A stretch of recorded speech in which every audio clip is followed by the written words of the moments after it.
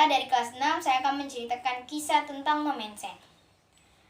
Ludwig Inger Nommensen, seorang yang lahir di Nordstrand di Schleswig yang berada di wilayah Denmark.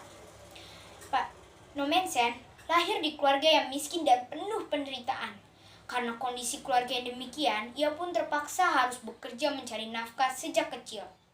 Di saat ia berumur 7 tahun, ia sudah bekerja mengembalakan angsa daripada bersekolah.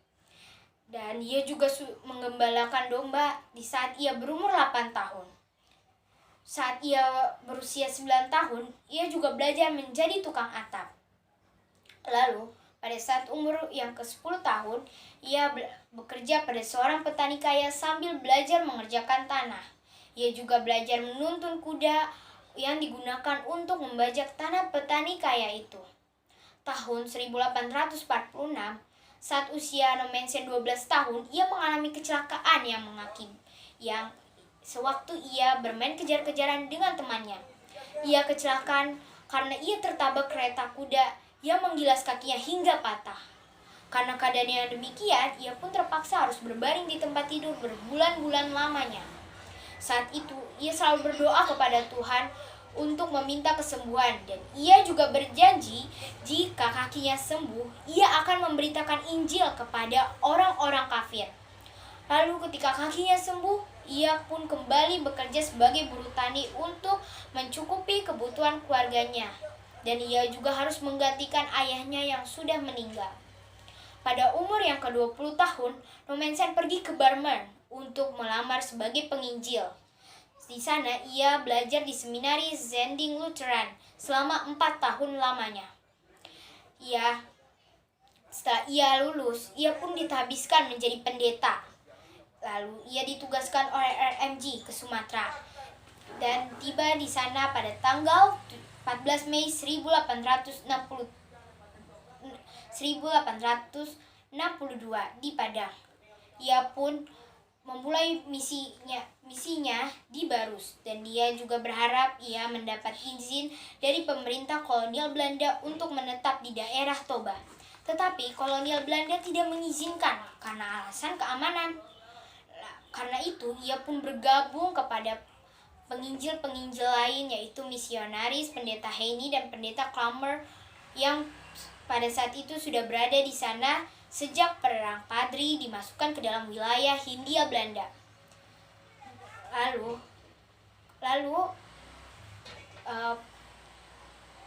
Setelah berdiskusi dengan kedua misionaris itu, disepakati pembagian wilayah pelayanan bahwa Nommensen akan bekerja di wilayah Silindung. Kunjungan pertama ke Tarutung dilakukan pada tanggal 11 November 1863. Kunjungan pertama ini, Nommensen diterima baik oleh Ompu Pasang atau yang disebut Ompu Tunggul. Lalu ia tinggal di rumahnya yang daerah yang masuk dalam kekuasaan Raja Pontas Lumbantobing. Pada pertengahan tahun berikutnya, tahun 1864, Nommensen dengan membawa seluruh perlengkapannya berangkat kembali ke Tarutung, dan ia tiba di sana pada tanggal 7 Mei 1864. Di Onan Sitahuru, Nommensen duduk dan merenung di bawah sebatang pohon beringin atau yang disebut dengan hariara untuk memikirkan apa yang akan ia perbuat nanti. Lalu Nommensen pergi ke desa Raja Aman dari Lumbantobing. Ia pun mengunjungi desa Raja Aman itu, dan ia kecewa karena Raja Aman sedang tidak ada di desanya. Raja Aman sedang membawa istrinya yang sedang sakit keras ke desa lain. Lalu dengan utusannya, ia pun mengutus utusannya untuk mengunjungi Raja Aman. Tetapi Raja Aman menolak.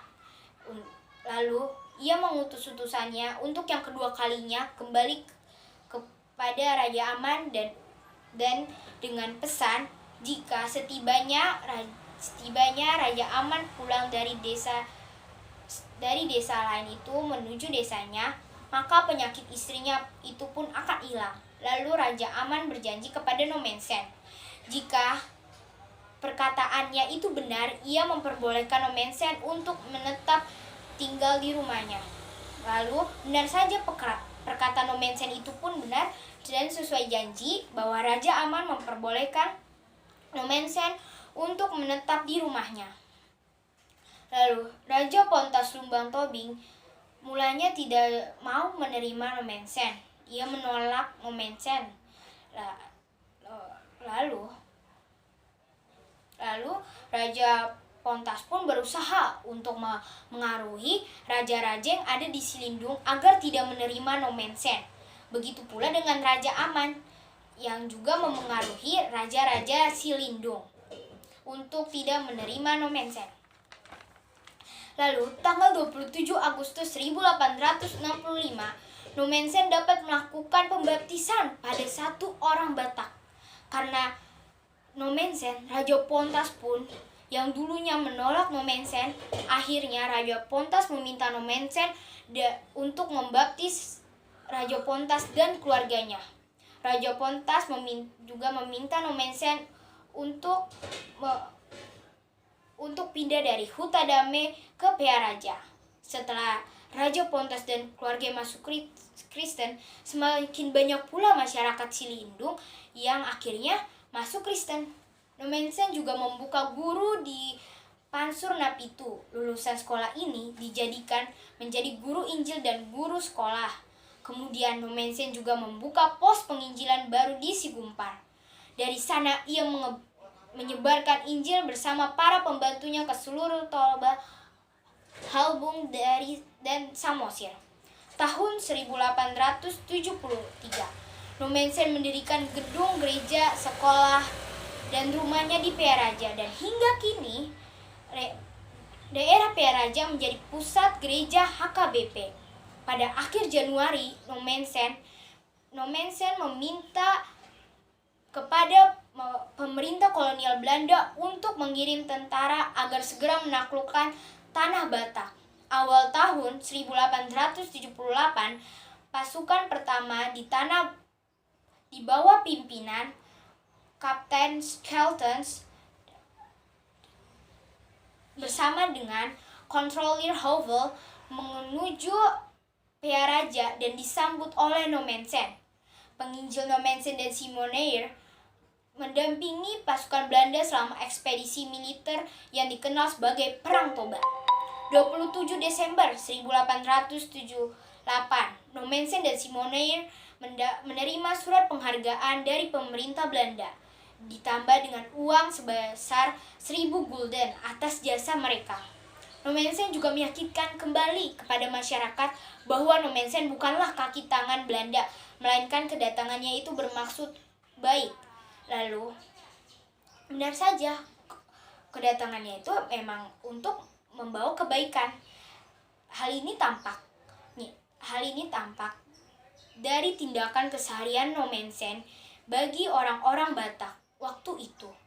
Tetapi, beberapa raja akhirnya berpikir positif kepada Nomensen. Ya, yang antara lain adalah Raja Pontas Lumbang Tobing yang dulunya menolak Nomensen, Raja Ompu Boldu di Pahae, Kalibona di Pahae, Ompu Boldu dari Pansur Napitu, dan juga Ompu Batu Tahan di Balige. Tahun 1881, Nomensen memindahkan tempat tinggalnya ke kampung Sigumpar, dan ia tinggal di sana sampai akhir hayatnya. Pada tahun kematiannya, Batak Mission Cikal Bakal Huria Kristen Batak Protestan atau HKBP mencatat jumlah orang Batak yang pada saat itu dibaptis berjumlah 180.000 orang. Tahun 1866 ditetapkanlah sebuah aturan jemaat. Aturan itu meliputi kehidupan orang Kristen di dalam jemaat maupun dalam lingkungan keluarga menyangkut ibadah, perkawinan, hukum, dan pejabat gerejawi.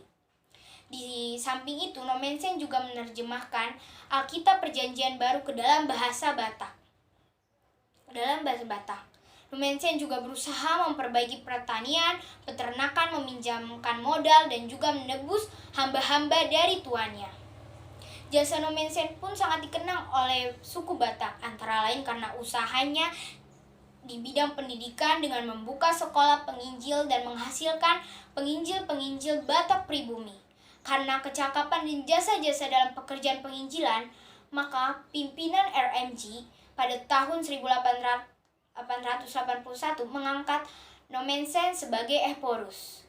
Pada hari ulang tahunnya yang ke-70 tahun, Nomensen mendapat gelar yaitu Doktor Honoris Causa dari Universitas Bonn. Ia pun mendapat gelar sebagai Rasul Batak. Nomensen pun meninggal pada tanggal 23 Mei 1918 pada umur yang ke-84 tahun. Nomensen kemudian dimakamkan di Sigumpar di tengah-tengah suku Batak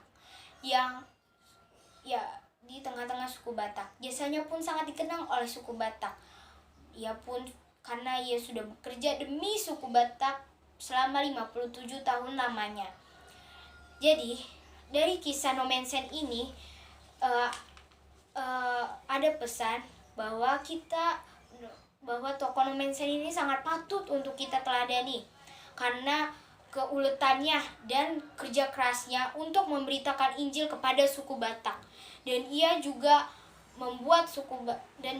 ia telah mencatat 180.000 orang pada saat itu sudah dibaptis. Jadi, mari kita bersama-sama untuk mengikuti jejak Nomensen ini karena keusahaannya dan keuletannya. Terima kasih.